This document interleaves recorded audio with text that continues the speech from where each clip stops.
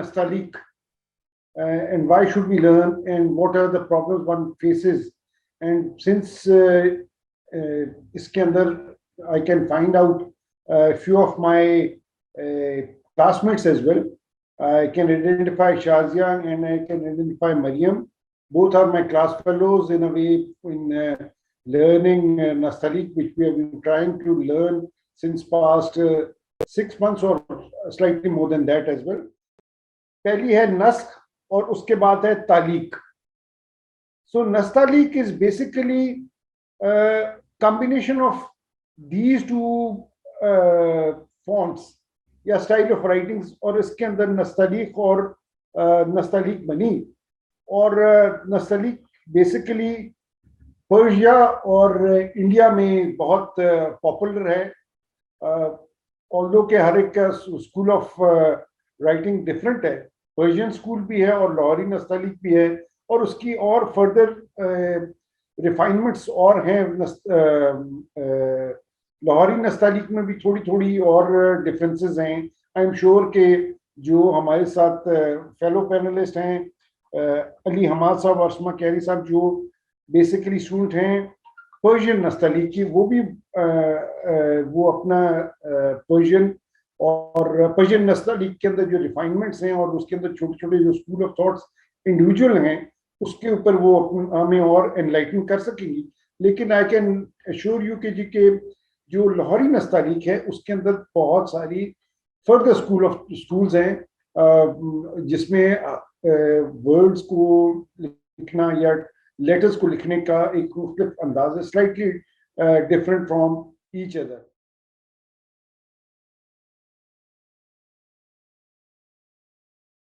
Difficulties क्या हैं इस नई स्किल को सीखने में, और इसके अंदर हमें क्या एक क्वालिटीज चाहिए कि जो हमें ये हेल्प आउट करती हैं. देखिए, मैंने ये अंदाज़ा लगाया क्योंकि अब हस्तोनी स्कूल में बहुत सारे छोटे छोटे कोर्सेज किए, और अपनी जैसे ज्योमेट्रिक डिज़ाइन मैंने किया, और फिर मैं इल्यूमिनेशन का मैंने छोटा सा इंट्रोडक्शन देखा. आपको ये अंदाजा होगा कि जी कि there is no time limit, there is no set period in which you can say कि you have become a skilled person. ये तो जितनी आप उसके अंदर मेहनत करते जाएंगे उतनी रिक्वायरमेंट आ जाएगी. एक बेसिक आप जरूर सीख सकते हैं और एक बेसिक स्किल आप जरूर समझ सकते हैं, but then to reach a good level, मैं ये तो नहीं कहता कि जी कि मॉडरेट या a good level you have to really put in. मैंने फ्रैंकली मैं अपने दोस्तों से और मैं बाकी जितने हैं उनसे मैं ये बात करता हूँ कि ये एक नई स्किल है, और मैंने अपनी लाइफ में 2-3 स्किल्स बड़ी लेट सीखी, और उसको मैंने ऑब्जर्व किया कि लर्निंग पैटर्न होता क्या है.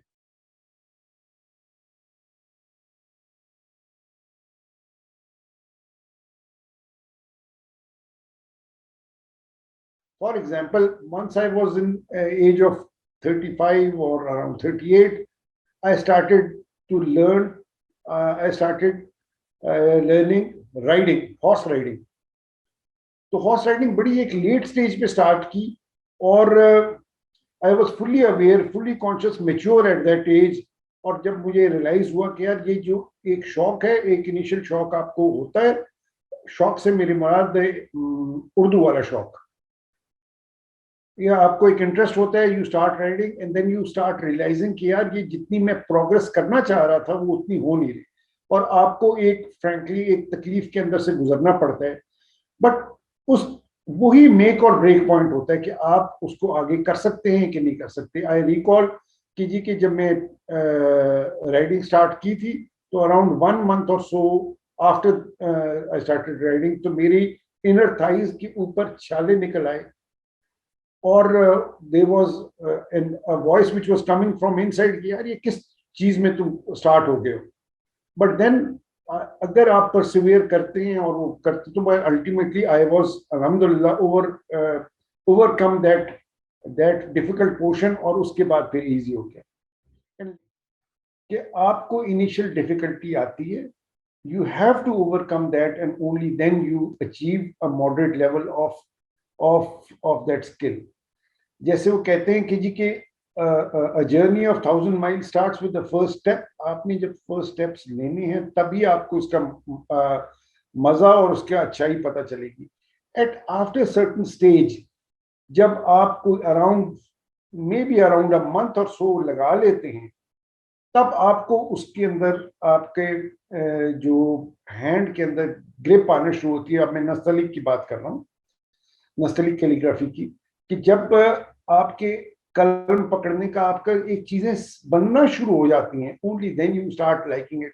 उससे पहले believe you me it's a tough time, but unless you go through that tough time you would never achieve that. कि जब को अराउंड 1 मंथ हो गया मेरा नस्तलीक सीखते सीखते, और कुछ स्किल, कुछ काम ठीक होना शुरू हो गए, तो रात को उठ के अगर मैं नींद खुलती थी तो I would go to the desk और स्टार्ट राइटिंग, क्योंकि मुझे मजा आ रहा था उस वक्त. मतलब मैं my wife would be surprised कि यार ये तुम्हें क्या हो गया भाई, मतलब what are you doing at this time of the night. लेकिन पॉइंट वही है कि जब तक आप, जब अंदर से आपको मजा आ रहा है, then you start doing it. और उसको करने के लिए आपको इनिशियल 1 मंथ और सो जरूर गुजारना पड़ेगा टफनेस के लिए. और उसको एक रफ पैच आएगा, रफ राइड होगी, अगर उसको गो थ्रू कर लिया तो आई एम श्योर कि you will be all right.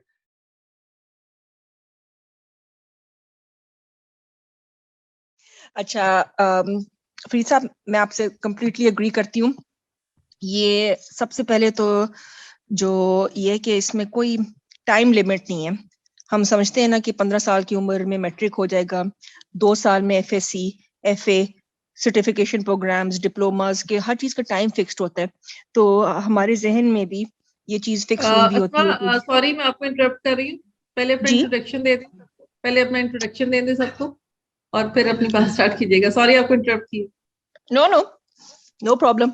Okay, जैसे नो प्रॉब्लम. मैं तकरीबन अस्मा अफजल कियानी मेरा नाम है. मैं रेडियोलॉजिस्ट हूँ. आजकल मैं कराची में हूँ. I am serving, I am working, I am married, I have 2 children. Allah का शुक्र है, दोनों टीनेजर्स हैं. और मैंने ईरानी नस्तलीक हस्तनीस्त के साथ ज्वाइन करने का सोचा उस वक्त था जब ये कोविड की फर्स्ट वेव आई थी. COVID की first wave I and everything came to a lockdown, and that was the first time in my life when I did not have anything keeping me from pursuing my artistic inclinations. That was the first time in my life कि I realized कि okay, अब मेरे पास time है, थोड़ा सा है. I didn't know कि ये वो वाली बात कि ये लॉकडाउन कितनी देर तक चलेगा. तो मैंने कहा कि ओके, लेट्स डू दिस. और इतना मजा आया उसमें कि उसके बाद कई सेशंस, एंड अल्लाह का शुक्र है most of our group which was formed at that time, most of us are the same. और अभी तक हम उस्ताद हमारे चेंज हो गए दरमियान में एक दफा, लेकिन ये है कि हम जो है उसी के साथ ग्रुप हमारा कंटिन्यू कर रहा है. एंड जैसे फरीद साहब ने कहा कि अगर आपका शौक है तो फिर nothing seems like a job. Nothing seems like a job अगर आपको शौक है तो. और शौक अल्लाह कायम रखे, और इसमें कोई टाइम लिमिट नहीं है. एक दफा आपने स्टार्ट कर दिया, ये ताहयात का सफर है. This will continue for the rest of your lives, and it is such fun. You will enjoy doing this, and job तो है नहीं. और जब उस्ताद आपकी फीडबैक आपको देते हैं और आपके कॉलीग्स आपको देखते हैं कि oh my God you improve so much, तो खुद भी इतनी खुशी होती है. और हमारे पहले उस्ताद ने कहा था कि आप जो है ना अपना काम वो करें, अपना पेपर वर्क जो है वो संभाल कर रखें, उसके ऊपर डेट डाल कर रखें, और उसको keep it with you so that you can mark your progress. और आज जो है वो मैं देख रही थी तो 1.5 साल तकरीबन हो चुका है इस काम में. और जो शुरू के मेरे हैं उसमें देखकर खुद ही थोड़ी सी हंसी आती है कि शुरू में तो नुक्ता भी नहीं लगाना आता, एक सीधी लाइन भी नहीं खींचनी आती. अल्फाज तो वो ये मुख्तलिफ फॉन्ट्स जो है ना, ये तो अभी जाकर आगे जाकर आप लोग सीखोगे. और हमारे उस्ताद हमें कहते हैं कि बजाय इसके कि हफ्ते में एक दिन बैठकर 5 घंटे आपने मश्क कर ली, इससे बेहतर है कि आप रोजाना 5 मिनट की कर लिया करें, उसका बहुत फायदा होता है, मजा आएगा। आई एम वेरी ग्लैड कि मैंने ये ज्वाइन किया और आई लुक फॉरवर्ड, हमारी हफ्ते में एक ही दफा क्लास होती है and I really look forward to it. और मैंने अलार्म अपनी सेट की हुई होती है, उस टाइम पर वो बज जाती है, मैं फटाफट अपने जूम मीटिंग में एंट्री मारती हूँ और अल्लाह का शुक्र है अल्हम्दुलिल्लाह, I don't think I have ever missed a single class. Asma, आपसे वी वर एक्सपेक्टिंग कि आप 3 ट्रेड्स बताएंगी। आपने एक ट्रेड सिर्फ बताया अभी तक। मैंने सिर्फ 2 ट्रेड्स बताई हैं। नंबर अच्छा, ट्रेड आप में होना चाहिए कि आप में शौक होना चाहिए और आपने परसिस्ट करना है, ठीक है ना। मैंने बड़ी कोशिश की कि आपके 3 जो थे वो मैं पूरे कर सकूं, लेकिन मेरे ज़हन में परसिस्ट, अच्छा ये ले, मैं आपको 3 ट्रेड्स बताती हूँ, persistence, persistence and persistence. How about that है? बिल्कुल ठीक, परसिस्टेंस, सही कहा। आपने बस लगे रहना है, जी परसेवरेंस, बिल्कुल सही, परसेवरेंस, चलिए ठीक है जी। बिल्कुल ठीक, बिल्कुल सही कहा, बिल्कुल ठीक कहा। उसमें सिमिलर पेशेंस एंड पर्सिवेशन, वही ऑलमोस्ट सेम चीजें होगी। बट थर्ड जो मेरे लिए I think is important KG के इज ऑब्जर्वेशन। यानी इतनी छोटी छोटी माइन्यूट बातों को आपने ऑब्जर्व करना है टू गेट दैट रिफाइनमेंट। इतना कॉन्सेंट्रेटेड ऑब्जर्वेशन करनी है कि जिससे आपको एक अच्छे अच्छे खत या अच्छे काम और एक कम अच्छे काम में फर्क जो महसूस होता है, वो आपने जितना माइन्यूटली आप ऑब्जर्व करेंगे। जैसे हमारे पुराने उस्ताद कहते थे कि पहले नजरी मश्क करें, फिर जहनी मश्क करें, और आखिर में असली मश्क करें। यानी 3 उन्होंने हमें ट्रेड सिखाए। और आपके जो प्रॉब्ली आपको भी साजिद नकवी साहब, वो उन्होंने हमें ये बताए थे। ऑल्दो कि इस वक्त मेरे उस्ताद मैं दूसरों से सीख रहा हूँ, लेकिन पिछले से पिछले साल उनसे मैंने स्टार्ट किया था। वो आया करते थे आस्तोनीस, लेकिन अब वो चूंकि पिंडी परमानेंट शिफ्ट हो गए, इतना आसानी से आया जाया नहीं सकते। तो उन्होंने ये बात की थी और मुझे ये बात 100% दुरुस्त लगती है। नजरी मश्क से मुराद ये कि आपने जो जिस लेटर, जिस शेप, जिस वर्ड को आप कॉपी करने की कोशिश कर रहे हैं, उसको आपने इतने डीप ऑब्जर्वेशन से उसके न्यूएंसेस और उसकी जो सटलिटीज हैं उसको ऑब्जर्व करना है। एंड देन जब आपने ऑब्जर्व कर लिया, तो फिर आपने जहनी मश्क करनी कि आपने आंख बंद करके जरा इमेजिन करें कि अगर आपने ये वर्ड लिखना है तो कैसे लिखा जाएगा। जहां से आपने मेंटल ऑब्जर्व करना है, आईज से ऑब्जर्व करना है, मेंटली उसको परसीव करना है, एंड उसको ट्रांसलेट करना है आपके हाथ और कलम ने क्यों कैसे। एंड थर्ड चीज इज कि उसको आपने कागज के ऊपर उतारना कैसे।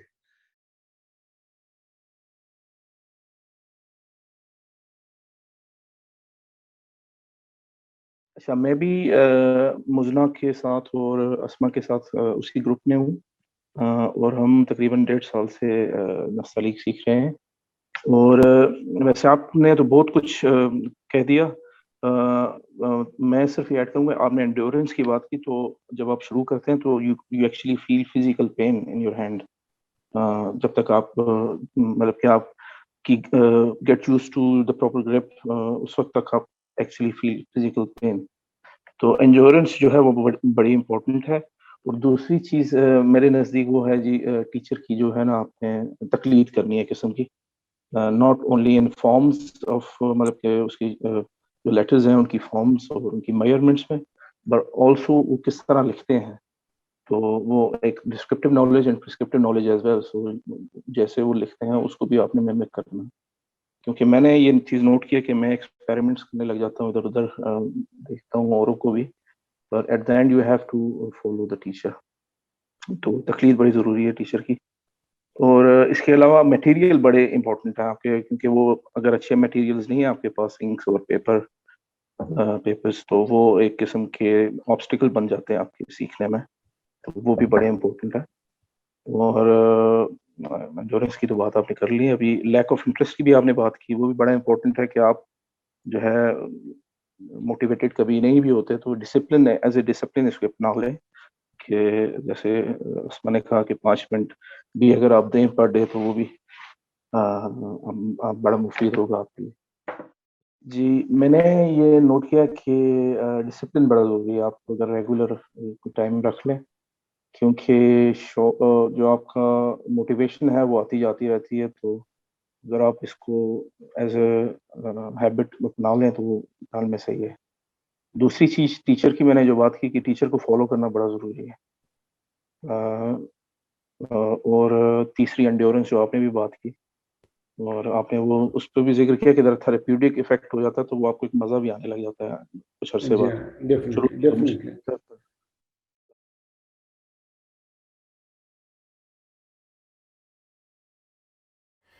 तो बस यही है कि 1.5 साल तो हो गया लगभग सीखते हुए, और शुरू में इब्तदा तो कोविड को ही क्रेडिट जाता है।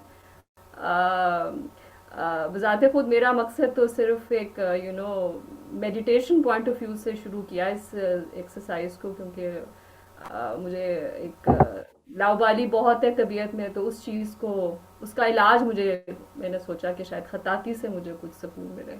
तो वो तो काफ़ी हद तक इस्तेमाल में आई इस नज़रिए से। लेकिन इसके साथ साथ एक जो और अहम तब्दीली ये है कि फ़ारसी को बेहतर बनाने में मुझे काफ़ी उसमें मदद मिली। शेख यार साहब जो है, हमें अगर कोई वर्स देते हैं तो उसका तलफ़ुज़ भी और थोड़ी सी हम गहराई में जाने की कोशिश करते हैं, ताकि आप जो लिखें उसको पहले समझें कि वो उसके पीछे फ़लसफ़ा क्या है, फिर ही लिखने का भी मज़ा आता है। तो कोई भी तहरीर हो तो अगर इंसान उसको पहले समझ ले तो ज़्यादा उसके मानवियत उसकी ज़्यादा उभर के सामने आती है, और फिर लिखने में भी मज़ा आता है।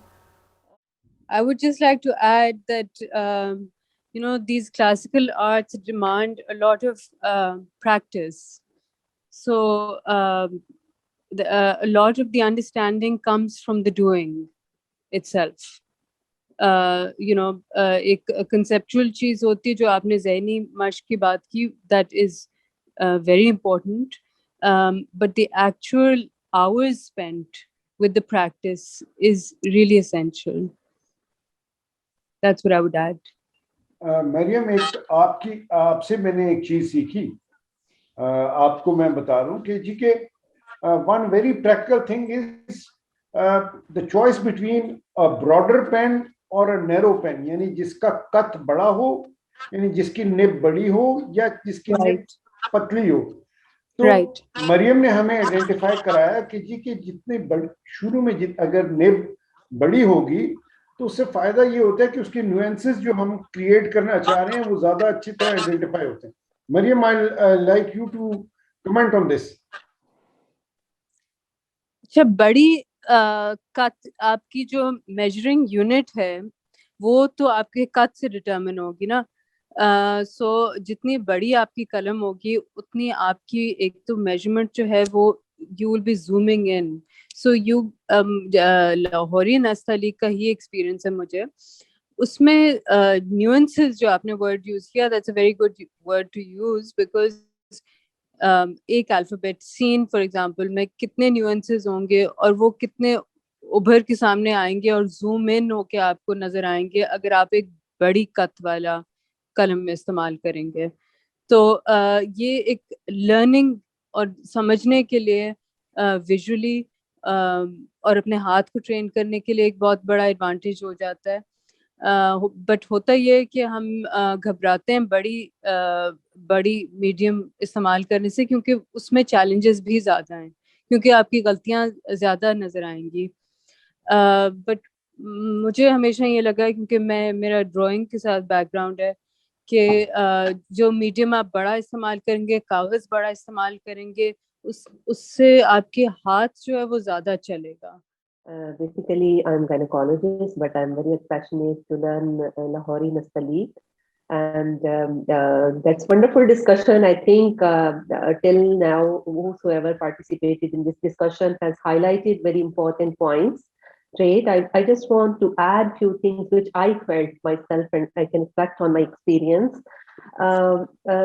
यस डेफिनेटली, इसमें आपका जो है शौक होना बहुत जरूरी है. That is the first and the most basic thing. Until unless you are not taking it as a passion और शौक, फिर आपको ये मुश्किल लगेगी. लेकिन अगर आपका वाकई इसके अंदर दिल है और एडजस्ट कर गए हैं अपने टूल्स और अपनी एनवायरनमेंट और अपनी हाथ की मूवमेंट्स के साथ, तो you will really enjoy. It's a great tool you can use for meditation and to enhance your focus. और इसके अलावा जो है you have to have ability of a keen observation. That is very important, and sharp observation. जब teacher आपको बताता है कि इस जगह से बारीक और इस जगह से थोड़ा मोटा करना है लफ्ज को, तो उस चीज को ऑब्जर्व करके उसको नेक्स्ट टाइम इम्प्रूव करना जो है वो उसमें वाकई आपको मजा आता है जब आप उसको कंपेयर करते हो. तो मेरा तो बहुत अच्छा एक्सपीरियंस रहा है और 9 मंथ में मैंने माशाल्लाह बहुत सीखा. और इस वक्त अगर आप मुझे अलाउ करें, I would like to show few scripts, because जब मैं देखना शुरू हुई तो this is the first one जो अलग होता है. उसको लिखना, पहले दिन लिखा तो 100 अलग लिखे, लेकिन सारे ही एक दूसरे से डिफरेंट थे. कोई पतला कोई मोटा, हालांकि देखने में अलग लिखना कितना आसान होता है, लेकिन ये this was the journey where from where we started. So it was like for us, when I compare words now and when I started, there is an amazing and huge difference. नून की गोलाई, काफ गाफ आइन कैसे बनाना है, तो चीजों को जब अब कंपेयर करते हैं हम प्रैक्टिस के बाद, तो फिर वाकई आपको लगता है कि this is something fun, this is something very important.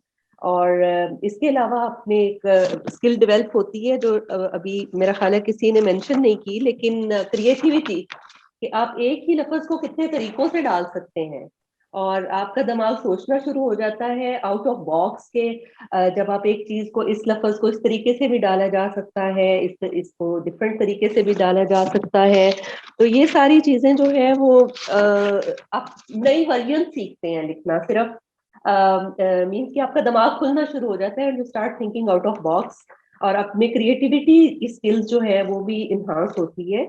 और I would say this is amazing experience, and all of you should be keen to actively participate in class and observe teachers' hand movements. Try to adjust with your tools. क्योंकि मुझे भी थोड़ा time लगा था शुरू में कलम को किस तरह पकड़ना है, हत्ता कि ये इंक की क्वांटिटी कलम को कितनी लगनी चाहिए, ये बड़ा इम्पोर्टेंट है. ये मुझे फरीद साहब ने सिखाया कि जो स्याही की दवात है उसमें सिर्फ किस हद तक जो है इंक होनी चाहिए, तो कलम कितना पकड़ेगी और फिर उससे आप प्रॉपर लिख सकेंगे, क्योंकि थोड़ी भी इंक ज्यादा होगी तो लफ्ज ठीक नहीं पड़ेगा. और इस तरह अपने टूल्स के साथ एडजस्टमेंट. और दूसरा एक चीज बहुत लोगों ने इन्फोर्स की कि daily practice. I would say yes, daily practice, but कई दफा आपका नहीं भी दिल करता और आप फील करेंगे कि आप अगर नहीं दिल कर रहा और फिर लिखेंगे तो वो चीज बनती नहीं है. इसलिए इसमें जो आपका इनर फीलिंग शौक के साथ इज वन ऑफ इन्वायरमेंट, उसको क्रिएट करके फिर आप लिखें तो आपको रियली आप इसको एंजॉय करेंगे. जो हमारे उस्ताद कहते हैं कि जी कि Nastaliq is one of the most difficult font to learn, other than that कि जी कि बाकी रिका और जो बहुत सारे हैं. और one of the reason is कि इसके अंदर रिफाइनमेंट बहुत है. आपने कहीं सिर्फ कलम की टिप यूज करनी है, कहीं आधा टिप यूज करनी है, और कहीं पौना टिप यूज करनी है, और कहीं फुल कलम यूज करना है. सो इस स्किल को आते आते जरा सी देर जरूर लगती है, but this is one of the most beautiful script once it comes out to be. बाकी हमें जो मुझे लगता है कि हमें बाकी स्क्रिप्ट्स अट्रैक्ट शायद इसलिए ज्यादा कर रही होती हैं कि वो हमारे लिए, हमारे रीजन में वो अनकॉमन स्क्रिप्ट्स हैं. रिका जैसे फॉर एग्जांपल अरबिक के लिए बड़ा मशहूर है, तो वो आपको सऊदी अरब में बहुत ज्यादा मिलेगी. हम इसकी रिफाइनमेंट को प्रोबेबली प्रॉपरली अप्रिशिएट नहीं कर रहे होते कि हमें साइन बोर्ड भी नस्तालीक में लिखा नजर आ रहा होता है, हमारे जो जो आम अखबार आता है उसके अंदर भी नस्तालीक होता है, तो probably it's a very common thing for us. लेकिन एक कोई बाहर से जो आता है, फॉर एग्जांपल टर्किश कोई आके हमारे स्क्रिप्ट को देखता है, या लेट से कोई अरब आके हमारे स्क्रिप्ट को देखता है, तो वो या तुर्कमानिस्तान या सेंट्रल एशियन स्टेट से, तो वो तो बिल्कुल फिदा हो जाता है।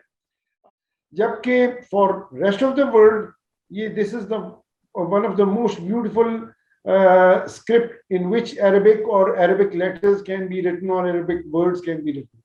So इसकी हमें वो पूरी होनी चाहिए, and all the participants who are there as a student or as a participant or potential students, आपको पता होना चाहिए कि उज़मा खान हमें एक लाइव डेमो देंगी, but before I go to Uzma and request her to give us the live demo, अगर किसी और का कोई सवाल है और कोई पार्टिसिपेट करना चाहता है तो इन अ वे मस्ट स्पीकर।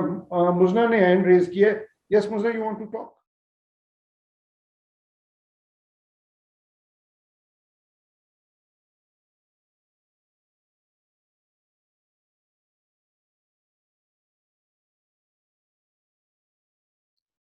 स्टार्ट हमने साजिद नकवी साहब से किया था बिल्कुल इनिशियली, और उसके बाद वो कोविड का दिन और कुछ महीने उनके साथ किया, फिर वो चले गए। फिर अब हमारे ईरानी उस्ताद हैं, उनके साथ हम अभी कर रहे हैं और उम्मीद आगे भी करते जाएंगे।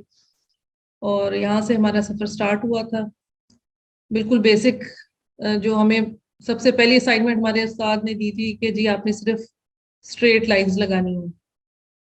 तो वो पहले जब असाइनमेंट मिली तो बड़े हम सब परेशान हुए कि हम तो कतार बनने आए थे, अभी हम लाइनें लगवा रहे हैं। लेकिन क्योंकि मेरा तो आर्किटेक्चर बैकग्राउंड था ड्राइंग से, तो हमें पता था कि ये सब मसल डेवलपमेंट और स्किल, आपकी आई हैंड कोऑर्डिनेशन मसल डेवलपमेंट के लिए जरूरी था। बहरहाल ऐसे करते करते उस्ताद हमें यहाँ तक ले आए। अब आज मैं थोड़ा सा आपको फिर लिख के दिखा देती हूँ कुछ थोड़े से अल्फाज और फिर मुफरदात और कुछ फिर थोड़े से सेंटेंसेस।